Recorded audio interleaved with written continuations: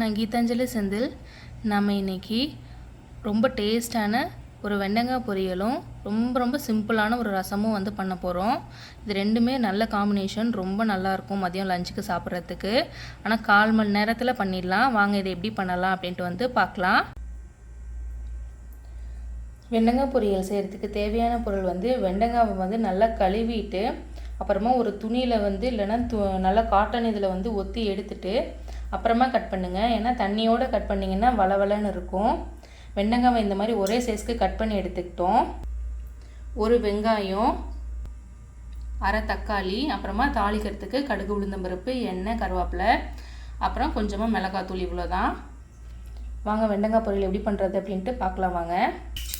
நம்ம வந்து அடுப்பில் ஒரு பாத்திரம் வச்சுட்டு கடுகு, உளுந்தம்பருப்பு, கொஞ்சமாக ஜீரகம் போட்டு தாளிச்சிக்கிட்டோம். இப்போ வெங்காயத்தை கொட்டிட்டு நல்லா வதக்கிக்கலாம். வெங்காயம் கொஞ்சம் இந்த மாதிரி வதங்கினதுக்கு அப்புறமா நம்ம இது கூடயே தக்காளியும் சேர்த்துக்கலாங்க. தக்காளி நம்ம இந்த மாதிரி கொஞ்சம் வதங்கினதுக்கு அப்புறமா இதில் நம்ம வந்து வெண்டைக்காய் சேர்த்துக்கலாம். எதுக்கு தக்காளி சேர்த்துருக்கோம் அப்படின்னா, அந்த வெண்டைக்காயில் உள்ள பிசுபிசுப்பு தன்மை வந்து தக்காளி சேர்த்தோம்னா வந்து அவ்வளோவா இருக்காது. அதுக்காக தான் நம்ம தக்காளி சேர்த்துருக்கோம். இப்போ வெண்டைக்காய் சேர்த்துக்கலாம். இப்போ இந்த வெண்டைக்காவையும் ஒன்றா வந்து வதக்க போகிறோம். பாருங்கள், தக்காளி சேர்த்துருக்கிறதுனால அந்த பிசுபிசுப்பு தன்மை இல்லாமல் வெண்டைக்காய் வந்து நல்லா வேகுது. இது நல்லா வெந்த உடனே கடைசியாக உப்பு, மிளகாத்தூள், பெருங்காயத்தூள் சேர்த்துட்டு அவ்வளோதான், வெண்டைக்காய் பொரியல் வந்து ரெடி. வெண்டைக்காய் நல்லா வதங்கிருச்சு. இப்போ இந்த ஸ்டேஜில் கடைசியாக தான் உப்பு போடணும். முன்னாடியே உப்பு போட்டோம்னா கடைசியாக வெண்டைக்காய் வதங்கி வந்த உடனே நிறைய ஆகிடும். தேவையான அளவுக்கு காரத்துக்கு ஏற்றாப்புல மிளகாத்தூள், கொஞ்சமாக வந்து பெருங்காயத்தூள் இது சேர்த்துட்டு ஒன்றா கிளறி விட்டுட்டு 2 நிமிஷம் கழித்து இறக்கி வச்சிடலாம். அவ்வளோதான். நம்ம சிம்பிளான ரசம் பண்ணுறதுக்கு பூண்டை வந்து தோலோடு தட்டி வச்சுருக்கோம். தோலோடு போட்டோம்னா நல்ல வாசமாக நல்லாயிருக்கும்.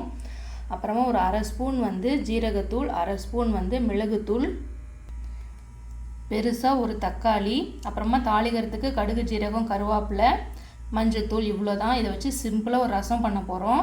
வாங்க பண்ணலாம், எப்படி பண்ணலான்ட்டு பார்க்கலாம். நம்ம அடுப்பில் ஒரு பாத்திரத்தில் எண்ணெய் ஊற்றி வச்சுட்டு கடுகு, உளுந்தம்பருப்பு, கருவேப்பிலை, ஒரு 2 மிளகாய் போட்டு தாளிச்சிருக்கோம். இப்போ இதில் நம்ம வந்து பூண்டு சேர்த்துக்கலாம். பூண்டு நல்லா வதங்கினோடனே தக்காளி சேர்த்துக்கலாம். ரொம்ப வதங்கணும்னு இல்லை, சும்மா 2 வதக்கினா போதும். இப்போ நம்ம வந்து இதில் தக்காளி சேர்த்துக்கலாம். தேவையான அளவுக்கு உப்பு, ஒரு மூடி போட்டுட்டு தக்காளி இந்த மாதிரி நல்லா வேகிற வரைக்கும் வெயிட் பண்ணிவிட்டு இப்போ நம்ம இதில் வந்து மஞ்சத்தூளும் தண்ணியும் சேர்த்துக்கலாம். ஒரு 1/4 ஸ்பூன் போட்டால் போதும்.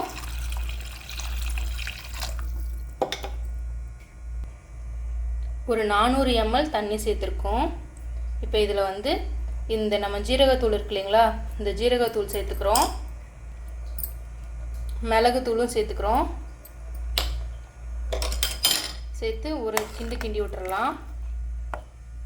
ரொம்ப சிம்பிளான ரசம், ஒரு 5 நிமிஷம் தான் போதும். டக்குன்னு பண்ணிடலாம். இதுக்கு புளி ஊற்ற தேவையில்லை. உங்களுக்கு ரொம்ப புளிப்பாக வேணும்னா நீங்கள் புளி ஊற்றிக்கங்க. நான் வெறும் தக்காளியே, பெரிய தக்காளியே ஒரு 1.5 தக்காளி போட்டிருக்கேன். அதனால் நான் புளி ஊற்றலை. இந்த மாதிரி நுர பொங்கி வந்தோடனே கொஞ்சமாக பெருங்காயத்தூள் சேர்த்துக்கங்க. இந்த ஸ்டேஜில் உப்பு பார்த்துக்கங்க.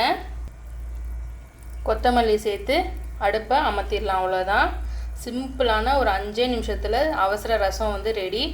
ட்ரை பண்ணி பார்த்துட்டு எப்படி இருக்குது அப்படின்ட்டு கமெண்ட் பண்ணுங்கள். வீடியோ ஃபுல்லாக பார்த்ததுக்கு ரொம்ப நன்றி. தேங்க்ஸ் ஃபார் வாட்சிங்.